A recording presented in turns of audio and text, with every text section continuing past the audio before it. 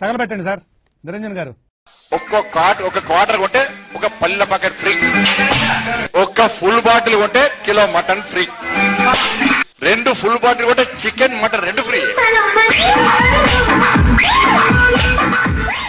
ఓం భూత పిశాచమా రా రా రా. ఏంటి మమ్మీ ఎవడీడు? సుఖ విరేచనం అవ్వాలి అంటే ఏం చేయాలో తెలుసుకోబోతున్నాం. అవుతారు అది తాగుతూనే చేస్తుంది. అవునా కాదా?